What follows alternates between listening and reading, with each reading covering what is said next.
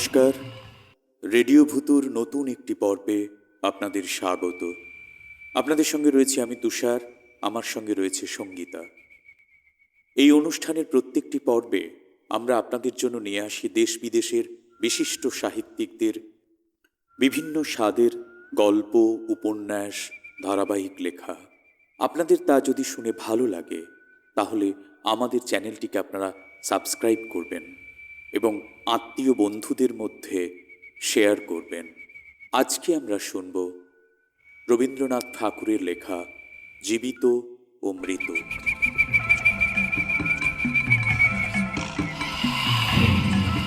রানীহাটের জমিদার শারদাশঙ্কর বাবুদের বাড়ির বিধবা বধূটির পিতৃকুলে কেহ ছিল না। সকলেই একে একে মারা গিয়েছে। পতিকুলেও ঠিক আপনার বলিতে কেহ নাই, পতিও নাই, পুত্রও নাই। একটি ভাশুরপো, শারদাশঙ্করের ছোট ছেলেটি, সেই তাহার চক্ষের মণি। সে জন্মিবার পর তাহার মাতার বহুকাল ধরিয়া শক্ত পীড়া হইয়াছিল। সেই জন্যে এই বিধবা কাকি কাদম্বিনীই তাহাকে মানুষ করিয়াছে। পরের ছেলে মানুষ করিলে তাহার প্রতি প্রাণের টান আরো বেশি হয়, কারণ তাহার উপরে অধিকার থাকে না, তাহার উপরে কোনো সামাজিক দাবি নাই, কেবল স্নেহের দাবি।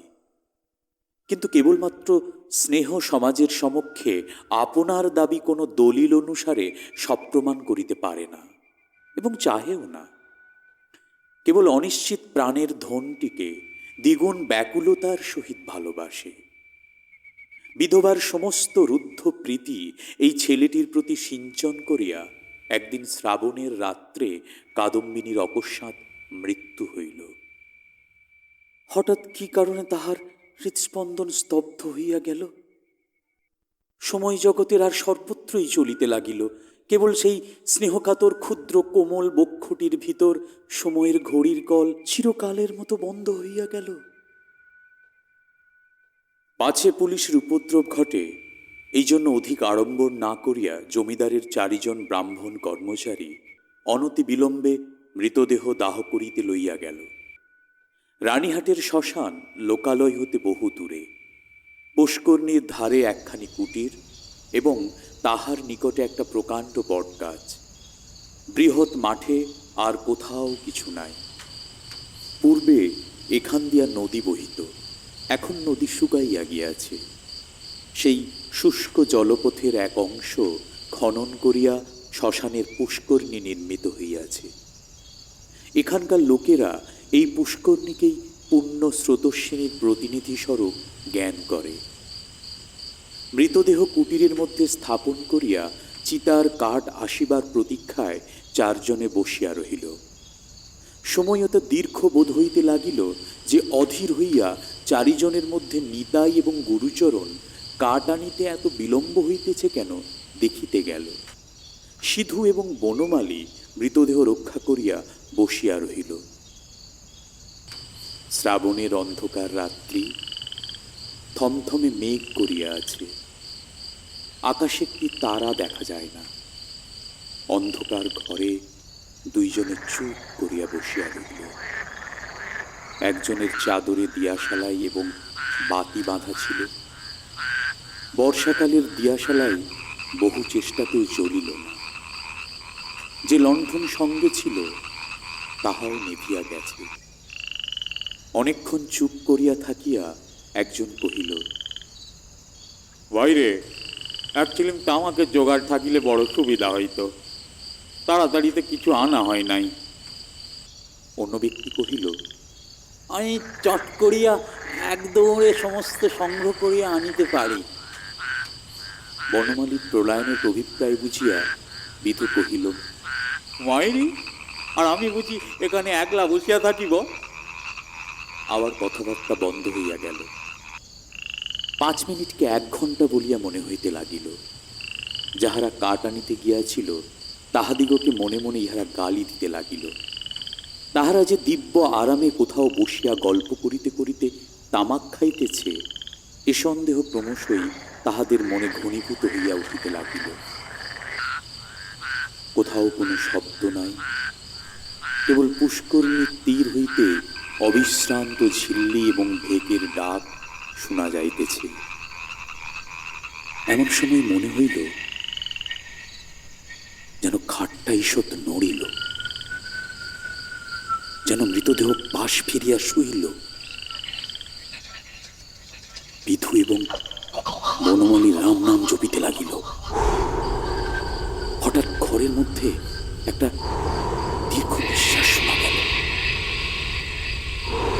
বিধু এবং বনমালী এক মুহূর্ত ঘর হইতে লম্ফ দিয়া বাহির হইয়া গ্রামের অভিমুখে দৌড়ে পলাইল।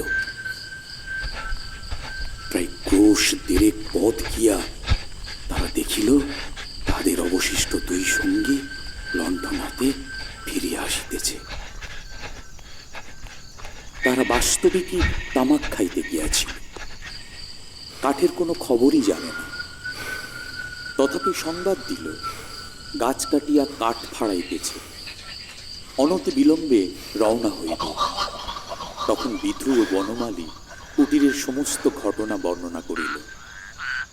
নিতাই এবং গুরুচরণ অবিশ্বাস করিয়া উড়াইয়া দিল এবং কর্তব্য ত্যাগ করিয়া আসার জন্য অপর দুইজনের প্রতি অত্যন্ত রাগ করিয়া বিস্তর ভর্ৎসনা করিতে লাগিল। কাল বিলম্ব না করিয়া চারজনেই শ্মশানের সেই কুটিরে গিয়া উপস্থিত হইল। ঘরে ঢুকিয়া দেখিল মৃতদেহ নাই, শূন্য খাট পড়িয়া আছে। পরস্পরের মুখে চাহিল, যদি শ্রীগালে লইয়া গিয়া থাকে, কিন্তু আচ্ছাদন বস্ত্রটি পর্যন্ত নাই। সন্ধান করিতে করিতে গিয়া দেখিল কুটিরের দ্বারের কাছে খানিকটা কাদা জমিয়াছিল, তাহাতে স্ত্রীলোকের সদ্য এবং ক্ষুদ্র পদচিহ্ন। শারদাশঙ্কর সহজ লোক নহেন, তাহাকে এই ভূতের গল্প বলিলে হঠাৎ যে কোনো শুভফল পাওয়া যাইবে এমন সম্ভাবনা নাই। তখন চারজনে বিস্তর পরামর্শ করিয়া স্থির করিল যে দাহকার্য সমাধা হইয়াছে, এইরূপ খবর দেওয়াই ভালো। ভোরের দিকে যাহারা কাঠ লইয়া আসিল তাহারা সংবাদ পাইল বিলম্ব দেখিয়া পূর্বেই কার্য শেষ করা হইয়াছে। কুটিরের মধ্যে কাষ্ঠ সঞ্চিত ছিল, তাহা দিয়াই কার্য সমাধা হইয়াছে। এ সম্বন্ধে কাহারও সহজে সন্দেহ উপস্থিত হইতে পারে না, কারণ মৃতদেহ এমন কিছু বহুমূল্য সম্পত্তি নহে যে কেহ ফাঁকি দিয়া চুরি করিয়া লইয়া যাইবে। সকলেই জানেন জীবনের যখন কোনো লক্ষণ পাওয়া যায় না, তখনও অনেক সময় জীবন প্রচ্ছন্নভাবে থাকে এবং সময় মতো পুনর্বার মৃতবৎ দেহে তাহার কার্য আরম্ভ হয়। কাদম্বিনীও মরে নাই।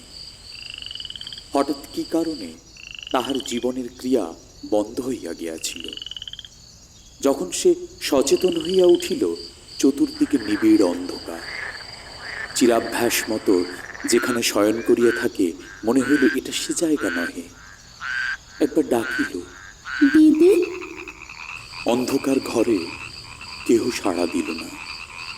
সভয়ে উঠিয়া বসিল।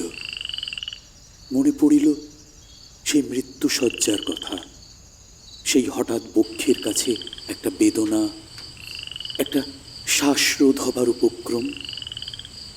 তাহার বড়জা ঘরের কোণে বসে একটি অগ্নিকুণ্ডের উপরে খোকার জন্য দুধ গরম করিতেছে।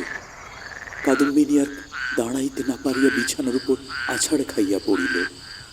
রুদ্ধকণ্ঠে কহিল, দিদি, একবার খোকাকে আনিয়া দাও, আমার প্রাণ কেমন করিতেছে। তাহার পর সমস্ত কালো হইয়া আসিল, যেন একটি লেখা খাতার উপরে দোয়াত শুদ্ধ কালি গড়াইয়া পড়িল। কাদম্বিনীর সমস্ত স্মৃতি এবং চেতনা, বিশ্বগ্রন্থের সমস্ত অক্ষর এক মুহূর্তে একাকার হইয়া গেল। খোকা তাহাকে একবার শেষবারের মতো তাহার সেই সুমিষ্ট ভালোবাসার স্বরে কাকিমা বলিয়া ডাকিয়াছিল কিনা, তাহার অনন্ত অজ্ঞাত মরণযাত্রার পথে চিরপরিচিত পৃথিবী হইতে এই শেষ স্নেহ পাথেয়টুকু সংগ্রহ করিয়া আনিয়াছিল কিনা, বিধবার তাহাও মনে পড়ে না। প্রথমে মনে হইল জমালয় বুঝি এইরূপ চিরনির্জন এবং চিরন্ধকার, সেখানে কিছুই দেখবার নাই, কাজ করিবার নাই, কেবল চিরকাল এইরূপ জাগিয়া উঠিয়া বসিয়া থাকিতে হইবে। তার বাতাস দিল এবং বর্ষার ভেকের ডাক কানে প্রবেশ করিল। তখন এক মুহূর্তে তাহার এই স্বল্প জীবনের আশৈশব সমস্ত বর্ষার স্মৃতি ঘনীভূতভাবে তাহার মনে উদয় হইল এবং পৃথিবীর নিকট সংস্পর্শ সে অনুভব করিতে পারিল। একবার বিদ্যুৎ চমকাইয়া উঠিল। সম্মুখে পুষ্করণী, বটগাছ, বৃহৎ মাঠ এবং সুদূর তরুশ্রেণী এক পলকে চোখে পড়িল। মনে পড়িল মাঝে মাঝে পুণ্যতিথি উপলক্ষে এই পুষ্করণীতে আসিয়া স্নান করিয়াছে, এবং মনে পড়িল সেই সময়ে এই শ্মশানে মৃতদেহ দেখিয়া, মৃত্যুকে দেখিয়া কি ভয়ানক মনে হইত। প্রথমেই মনে হইল বাড়ি ফিরিয়া যাইতে হইবে, কিন্তু তখনই ভাবিল আমি তো বাঁচিয়া নাই, আমাকে বাড়িতে লইবে কেন? সেখানে যে অমঙ্গল হইবে, জীবরাজ্য হইতে আমি যে নির্বাসিত হইয়া আসিয়াছি। তাই যদি না হইবে, তবে সে এই অর্ধরাত্রে শারদাশঙ্করের সুরক্ষিত অন্তঃপুর হইতে এই দুর্গম শ্মশানে আসিল কেমন করিয়া? এখনো যদি তার অন্ত্যেষ্টিক্রিয়া শেষ না হইয়া গিয়া থাকে, তবে দাহ করিবার লোকজন গেল কোথায়? শারদাশঙ্করের আলোকিত গৃহে তাহার মৃত্যুর শেষ মুহূর্ত মনে পড়িল। তাহার পরেই এই বহু দূরবর্তী জনশূন্য অন্ধকার শ্মশানের মধ্যে আপনাকে একাকিনী দেখিয়া সে জানিল আমি এই পৃথিবীর জনসমাজের আর কেহ নই। এই কথা মনে উদয় হইবা মাত্রই তাহার মনে হইল বিশ্ব নিয়মের সমস্ত বন্ধন যেন ছিন্ন হইয়া গিয়াছে, যেন তাহার অদ্ভুত শক্তি, অসীম স্বাধীনতা, যেখানে ইচ্ছা যাইতে পারে, যাহা ইচ্ছা করিতে পারে। এই অভূতপূর্ব নূতন ভাবের আবির্ভাবে সে উন্মত্তের মতো হইয়া হঠাৎ একটা দমকা বাতাসের মতো ঘর হইতে বাহির হইয়া অন্ধকার শ্মশানের উপর দিয়া চলিল। মনে লজ্জা, ভয়, ভাবনার লেশ মাত্র রহিল না। চলিতে চলিতে চরণ শ্রান্ত, দেহ দুর্বল হইয়া আসিতে লাগিল। মাঠের পর মাঠ আর শেষ হয় না। মাঝে মাঝে ধান ক্ষেত্র, কোথাও বা এক হাঁটু জল দাঁড়াইয়া আছে। যখন ভোরের আলো অল্প অল্প দেখা দিয়েছে, তখন অদূরে লোকালয়ে বাঁশঝাড় হইতে দুটো একটা পাখির ডাক শোনা গেল। তখন তাহার কেমন ভয় করিতে লাগিল। পৃথিবীর সহিত, জীবিত মনুষ্যের সহিত এখন তাহার কিরূপ নূতন সম্পর্ক দাঁড়াইয়াছে সে কিছু জানে না। যতক্ষণ মাঠে ছিল, শ্মশানে ছিল, শ্রাবণ রজনীর অন্ধকারের মধ্যে ছিল, ততক্ষণ সে যেন নির্ভয় ছিল, যেন আপন রাজ্যে ছিল। দিনের আলোকে লোকালয় তাহার পক্ষে অতি ভয়ঙ্কর স্থান বলিয়া বোধ হইতে লাগিল। মানুষ ভূতকে ভয় করে, ভূত মানুষকে ভয় করে। মৃত্যু নদীর দুই পারে দুইজনের বাস। কাপড়ে কাদা মাখিয়া অদ্ভুত ভাবের বশে ও রাত্রি জাগরণে পাগলের মতো হইয়া কাদম্বিনী যেরূপ চেহারা হইয়াছিল, তাহাতে মানুষ তাহাকে দেখিয়া ভয় পাইতে পারিত এবং ছেলেরা বোধ হয় দূরে পালাইয়া গিয়া তাহাকে ঢেলা মারিত। সৌভাগ্যক্রমে একটি পথিক ভদ্রলোক তাহাকে সর্বপ্রথম এই অবস্থায় দেখিতে পায়। সে আসিয়া কহিল, মা, তোমাকে ভদ্রকুলবধূ বলিয়া বোধ হইতেছে। তুমি এ অবস্থায় একলা পথে কোথায় চলিয়াছ? কাদম্বিনী প্রথমে কোনো উত্তর না দিয়া তাকাইয়া রহিল। হঠাৎ কিছু ভাবিয়া পাইল না। সে যে সংসারের মধ্যে আছে, তাহাকে যে ভদ্রকুলবধূর মতো দেখাইতেছে, গ্রামের পথে পথিক তাহাকে যে প্রশ্ন জিজ্ঞাসা করিতেছে, এ সমস্তই তাহার কাছে অভাবনীয় বলিয়া বোধ হইল। পথিক তাকে পুনশ্চ কহিল, চলো মা, আমি তোমাকে ঘরে পৌঁছাইয়া দিই। তোমার বাড়ি কোথায় আমাকে বলো। কাদম্বিনী চিন্তা করিতে লাগিল। শ্বশুরবাড়ি ফিরিবার কথা মনে স্থান দেওয়া যায় না, বাপের বাড়ি তো নাই। তখন ছেলেবেলার সইকে মনে পড়িল।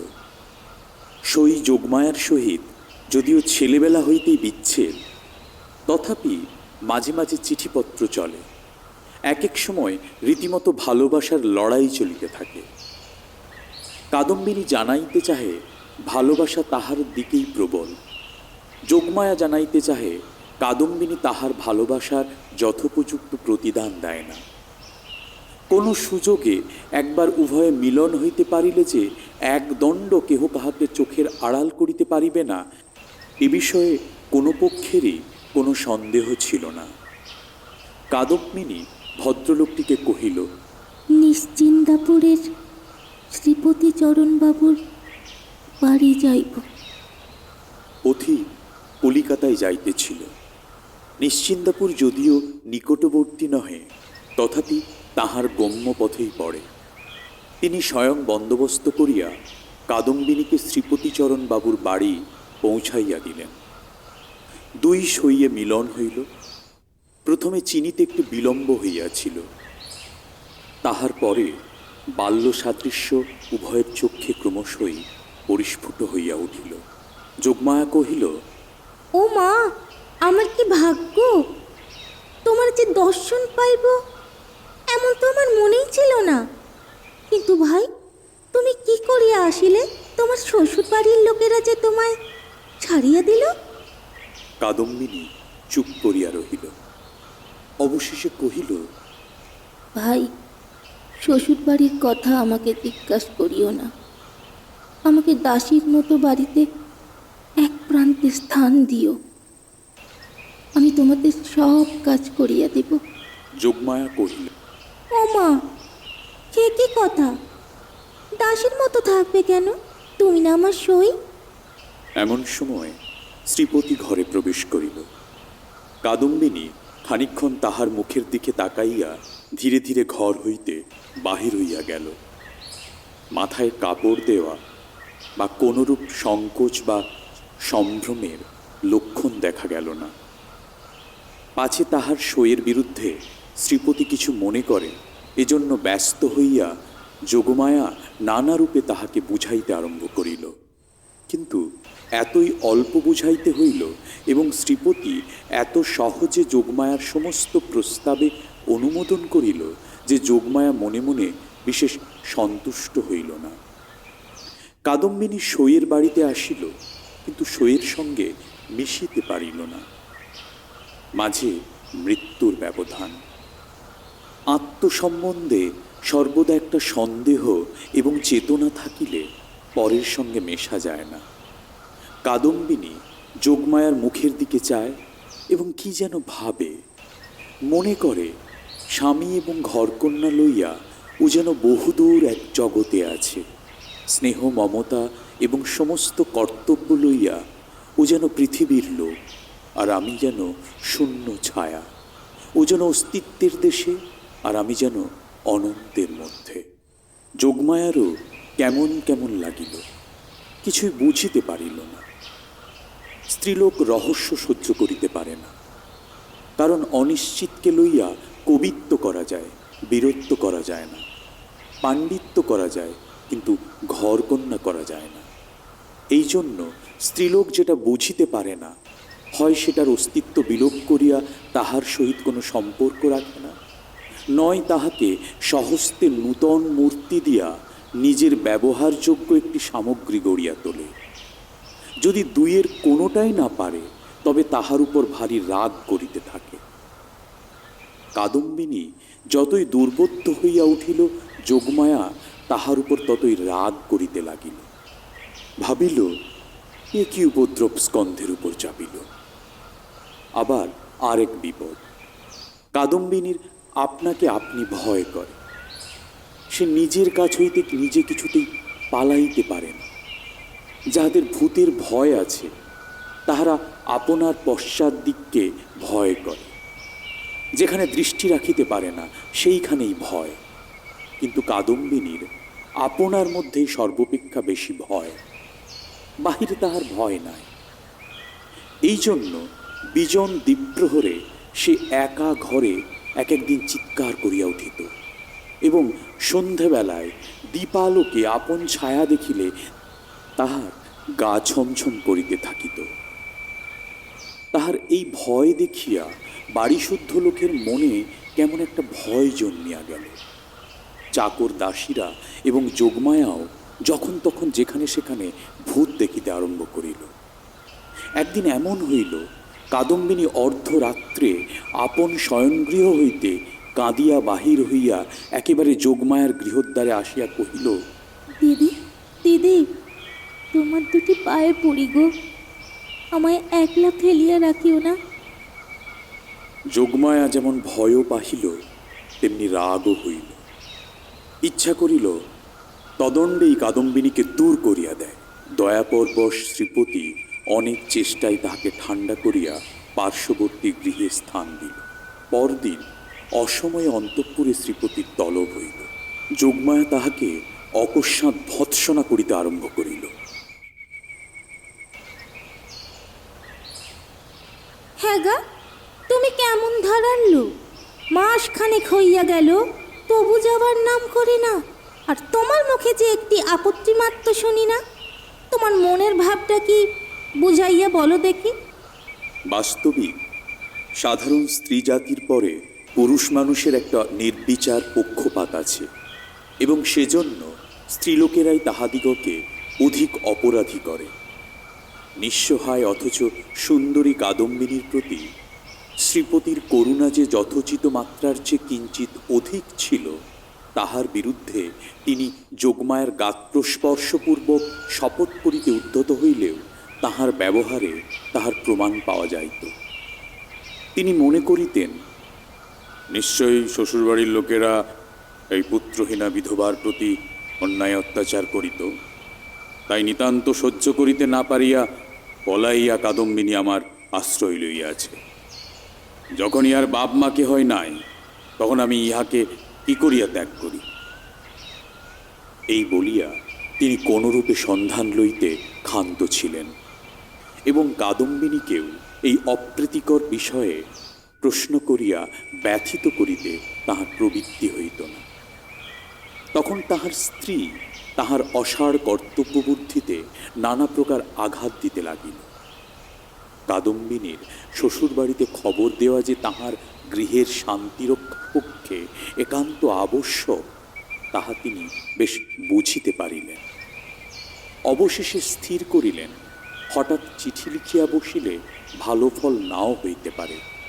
অতএব রানীহাটে তিনি নিজে গিয়া সন্ধান লইয়া যাহা কর্তব্য স্থির করিবেন। শ্রীপতি তো গেলেন। এদিকে যোগমায়া আসিয়া কাদম্বিনীকে কহিল, সই, এখানে তোমার আর থাকা ভালো দেখাইতেছে না। লোকে বলিবে কি? কাদম্বিনী গম্ভীরভাবে যোগমায়ার মুখের দিকে তাকাইয়া কহিল, লোকের সঙ্গে আমার সম্পর্ক কি? যোগমায়া কথা শুনিয়া অবাক হইয়া গেল। কিঞ্চিত রাগিয়া কহিল, তোমার না থাক, আমাদের তো আছে। আমার শ্বশুর ঘর কোথায়? মরণ, ওরা কপালে বলে কি? কাদম্বিনী ধীরে ধীরে কহিল, আমি কি তোমাদের কেহ? আমি কি এ পৃথিবীর? তোমরা হাসিতেছ, কাঁদিতেছ, ভালোবাসিতেছ, সবাই আপন আপন লইয়া আছো। আমি তো কেবল চাহিয়া আছি। তোমরা মানুষ, আর আমি ছায়া। বুঝিতে পারি না ভগবান আমাকে তোমাদের আমাদের এই সংসারের মাঝখানে কেন রাখিয়াছেন? তোমরাও ভয় পাও তোমাদের হাসি খেলার মধ্যে আমি যদি কোনো অমঙ্গল আনি? আমি বুঝিয়া উঠিতে পারি না তোমাদের সঙ্গে আমার সম্পর্ক কি। এমনিভাবে চাহিয়া কথাগুলি বলিয়া গেল যে যোগমায়া কেমন একরকম করিয়া মোটের উপর একটা কি বুঝিতে পারিল, কিন্তু আসল কথাটা বুঝিল না, জবাবও দিতে পারিল না, দ্বিতীয়বার প্রশ্ন করিতেও পারিল না। অত্যন্ত ভারাক্রান্ত হৃদয়ে চলিয়া গেল। রাত্রি প্রায় যখন 10টা, তখন শ্রীপতি রানিয়াহাট হইতে ফিরিয়া আসিলেন। মুষলধারে বৃষ্টিতে পৃথিবী ভাসিয়া যাইতেছে। ক্রমাগতই তাহার ঝরঝর শব্দে মনে হইতেছে বৃষ্টির যেন শেষ নাই, আজ রাত্রিরও শেষ নাই।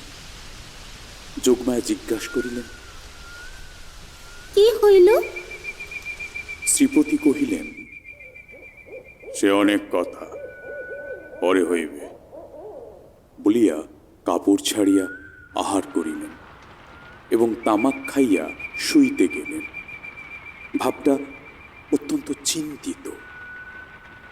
যোগমায়া অনেকক্ষণ কৌতূহল দমন করিয়াছিলেন। শয্যায় প্রবেশ করিয়া জিজ্ঞাসা করিলেন, কি শুনিলে বলো? শ্রীপতি কহিলেন, নিশ্চয় তুমি একটা ভুল করিয়াছ। শুনিবা মাত্র যোগমায়া মনে ঈষৎ রাগ করিলেন। ভুল মেয়েরা কখনোই করে না, যদি বা করে কোনো সুবুদ্ধি পুরুষের সেটা উল্লেখ করা কর্তব্য নয়। নিজের ঘাড় পাতিয়া লোয়াই সুযুক্তি। যোগমায়া কিঞ্চিত উষ্ণভাবে কহিলেন, কি রকম শুনি? শ্রীপতি কহিলেন, যে স্ত্রীলোকটিকে তোমার ঘরে স্থান দিয়াছ সে তোমার সই কাদম্বিনী নয়। এমনতর কথা শুনিলে সহজেই রাগ হইতে পারে, বিশেষত নিজের স্বামীর মুখে শুনিলে তো কথাই নাই। যোগমায়া কহিলেন, আমার সইকে আমি চিনি না? তোমার কাজ হইতে চিনিয়া লইতে হইবে। কি কথার ছিরি! শ্রীপতি বুঝাইলেন, এ স্থলে কথার ছিরি লইয়া কোনরূপ তর্ক হইতেছে না, প্রমাণ দেখিতে হইবে। যোগমায়ার সই কাদম্বিনী যে মারা গিয়াছে তাহাতে কোনো সন্দেহ নাই। যোগমায়া কহিলেন, ওই শোনো, তুমি নিশ্চয়ই একটা গোল পাকাইয়া আসিয়াছ। কোথায় যাইতে কোথায় গিয়াছ? কি শুনিতে কি শুনিয়াছ? তোমাকে যাইতে কে বলিল? একখানা চিঠি লিখাইয়া দিলে এই সমস্ত পরিষ্কার হইত। নিজের কর্মপটুতার প্রতি স্ত্রীর এইরূপ বিশ্বাসের অভাব শ্রীপতি অত্যন্ত ক্ষুণ্ণ হইয়া বিস্তারিতভাবে সমস্ত প্রমাণ প্রয়োগ করিতে লাগিলেন, কিন্তু কোনো ফল হইল না। উভয় পক্ষে হ্যাঁ না করিতে করিতে রাত্রি দ্বীপ্রহর হইয়া গেল। যদিও কাদম্বিনীকে এই দণ্ডেই গৃহ হইতে বহিষ্কার করিয়া দেওয়া সম্বন্ধে স্বামী স্ত্রীর কাহারও মতভেদ ছিল না, কারণ শ্রীপতির বিশ্বাস তাহার অতিথি ছদ্ম পরিচয়ে তাহার স্ত্রীকে এতদিন প্রতারণা করিয়াছে এবং যোগমায়ার বিশ্বাস সে কুলোত্যাগিনী। তথাপি উপস্থিত তর্কটা সম্বন্ধে উভয়ের কেহই হার মানিতে চাহেন না। উভয়ের কণ্ঠস্বর ক্রমেই উচ্চ হইয়া উঠিতে লাগিল। ভুলিয়া গেলেন পাশের ঘরেই কাদম্বিনী শুইয়া আছে। একজন বলেন, ভালো বিপদেই পড়া গেল, আমি নিজের কানে শুনিয়া আসিলাম। আরেকজন দৃঢ় স্বরে বলেন, সে কথা বলিলে মানিব কেন? আমি নিজের চোখে দেখিতেছি। অবশেষে যোগমায়া জিজ্ঞাসা করিলেন, আচ্ছা, কাদম্বিনী কবে মরিল বলে দেখি? ভাবিলেন কাদম্বিনীর কোনো একটা চিঠির তারিখের সহিত অনৈক্য বাহির করিয়া শ্রীপতির ভ্রম সপ্রমাণ করিয়া দিবেন। শ্রীপতি যে তারিখের কথা বলিলেন, উভয়ে হিসাব করিয়া দেখিলেন যেদিন সন্ধ্যাবেলায় কাদম্বিনী তাহাদের বাড়িতে আসে সে তারিখ ঠিক তাহার পূর্বের দিনই পড়ে। শনিবা মাত্র যোগমায়ের বুকটা হঠাৎ কাঁপিয়া উঠিল। শ্রীপতিরও কেমন একরকম বোধ হইতে লাগিল। এমন সময়ে তাহাদের ঘরের দ্বার খুলিয়া গেল। একটা বাদলার বাতাস আসিয়া প্রদীপটা ফস করিয়া নিভিয়া গেল। বাহিরের অন্ধকার প্রবেশ করিয়া এক মুহূর্তে সমস্ত ঘরটা আগাগোড়া ভরিয়া গেল। কাদম্বিনী একেবারে ঘরের ভিতর আসিয়া দাঁড়াইল। তখন রাত্রি 2:30 প্রহর হইয়া গিয়াছে। বাইরে অবিশ্রাম বৃষ্টি পড়িতেছে। কাদম্বিনী কহিল, সই, আমি তোমার সেই কাদম্বিনী, কিন্তু এখন আমি আর বাঁচিয়া নাই, আমি মরিয়া আছি। যোগমায়া ভয়ে চিৎকার করিয়া উঠিল। শ্রীপতির বাক্যস্ফূর্তি হইল না। কিন্তু আমি মরিয়াছি ছাড়া তোমাদের কাছে আর কি অপরাধ করিয়াছি? আমার যদি ইহলোকেও স্থান নাই, পরলোকেও স্থান নাই, ও আমি তবে কোথায় যাইব?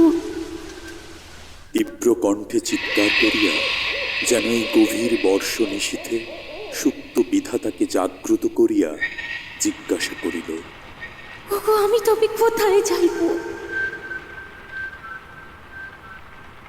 এই বলিয়া মূর্ছিত দম্পতিকে অন্ধকার ঘরে ফেলিয়া বিশ্বজগতে কাদম্বিনী আপনার স্থান খুঁজিতে গেল।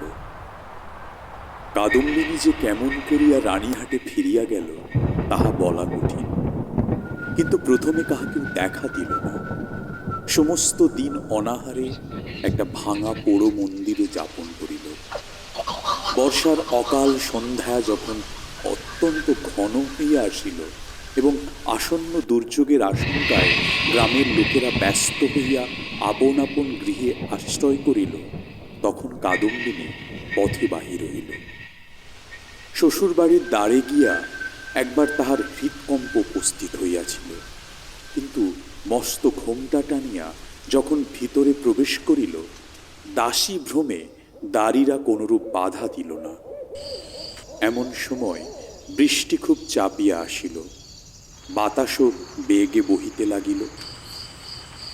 তখন বাড়ির গৃহিণী শারদাশঙ্করের স্ত্রী তাহার ননদের সহিত তাস খেলিতেছিলেন।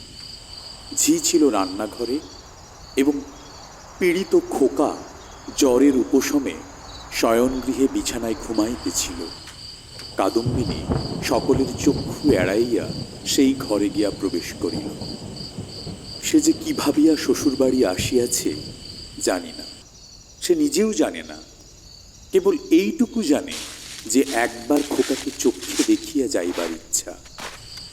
তাহার পর কোথা যাইবে, কি হইবে, সে কথা সে ভাবেও নাই। দীপালোকে দেখিল রুগ্ন শীর্ণ খোকা হাত মুঠো করিয়া ঘুমাইয়া আছে।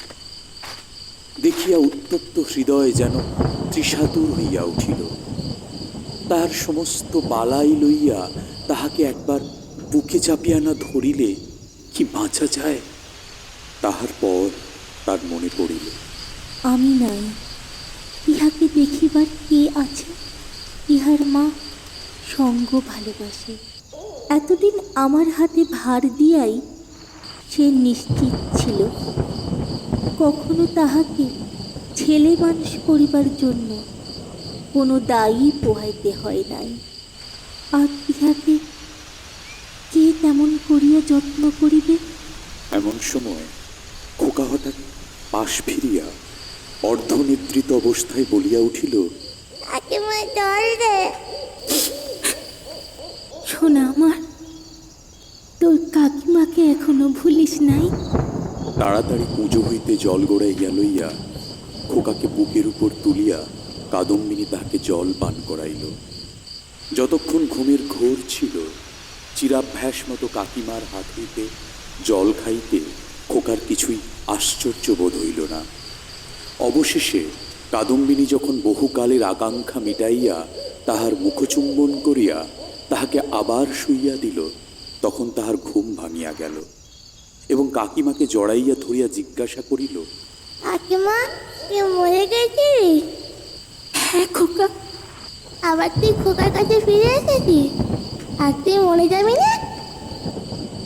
ইহার উত্তর দিবার পূর্বেই একটা গোল বাঁধিল। ঝি এক বাটি সাবু হাতে করিয়া ঘরে প্রবেশ করিয়াছিল। হঠাৎ বাটি ফেলিয়া মাগো বলিয়া আছাড় খাইয়া পড়িয়া গেল। চিৎকার শুনিয়া তাস ফেলিয়া গিন্নি ছুটিয়া আসিলেন। ঘরে ঢুকিতেই তিনি একেবারে কাঠের মতো হইয়া গেলেন।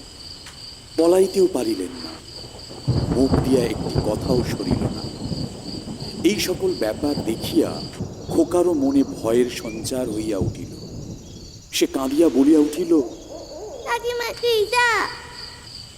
কাদম্বিনী অনেকদিন পরে আজ অনুভব করিয়াছে যে সে মরে নাই। সেই পুরাতন ঘরদ্বার, সেই সমস্ত, সেই খোকা, সেই স্নেহ তাহার পক্ষে সমান জীবন্তভাবেই আছে। মধ্যে কোনো বিচ্ছেদ, কোনো ব্যবধান জন্মায় নাই। সইয়ের বাড়ি গিয়া অনুভব করিয়াছিল বাল্যকালের সেই সই গিয়াছে। খোকার ঘরে আসিয়া বুঝিতে পারিল খোকার কাকিমা তো এক তিল মরে নাই। ব্যাকুলভাবে কহিল, দিদি, তোমরা আমাকে দেখিয়া ভয় কেন পাইতেছ? এই দেখো, আমি তোমাদের সেই তেমনি আছি। গিন্নি আর দাঁড়াইয়া থাকিতে পারিলেন না, মূর্ছিত হইয়া পড়িয়া গেলেন। ভগ্নীর কাছে সংবাদ পাইয়া সারদা শঙ্করবাবু স্বয়ং অন্তঃপুরে আসিয়া উপস্থিত হইলেন। তিনি জোড় হস্তে কাদম্বিনীকে কহিলেন, ছোট বৌমা, এই কি তোমার উচিত হয়? সতীশ আমার বংশের একমাত্র ছেলে, উহার প্রতি তুমি কেন দৃষ্টি দিতেছ? আমরা কি তোমার পর? তুমি যাওয়ার পর হইতে ও প্রতিদিন শুকাইয়া যাইতেছে। উহার ব্যবহার ছাড়ে না, দিনরাত কেবল কাকিমা কাকিমা করে। যখন সংসার হইতে বিদায় লইয়াছ, তখন এই মায়াবন্ধন ছিড়িয়া যাও। আমরা তোমার যথোচিত সৎকার করিব। তখন কাদম্বিনী আর সহিতে পারিল না, তীব্র কণ্ঠে বলিয়া উঠিল, ওগো, আমি মরি নাই গো, মরি নাই। আমি কেমন করে তোমাদের বোঝাইব? আমি মরি নাই। এই দেখো, আমি বাঁচিয়ে আছি। বলিয়া কাঁসার বাটিটা ভূমি হইতে তুলিয়া কপালে আঘাত করিতে লাগিল। কপাল ফাটিয়া রক্ত বাহির হইতে লাগিল। আর বলিল, এই দেখো, দেখো, আমি বাঁচিয়ে আছি। সারদা শঙ্কর মূর্তির মতো দাঁড়াইয়া রহিলেন। খোকা ভয়ে বাবাকে ডাকিতে লাগিল। দুই মূর্ছিতা রমণী মাটিতে পড়িয়া রহিল। তখন কাদম্বিনী, ওগো, আমি মরি নাই গো, মরি নাই, আমি মরি। বলিয়া চিৎকার করিয়া ঘর হইতে বাহির হইয়া সিঁড়ি বাহিয়া নামিয়া অন্তঃপুরের পুষ্করণীর জলের মধ্যে গিয়া পড়িল। সারদা শঙ্কর উপরের ঘর হইতে শুনিতে পাইলেন ঝপাস করিয়া একটা শব্দ হইল। সমস্ত রাত্রি বৃষ্টি পড়িতে লাগিল।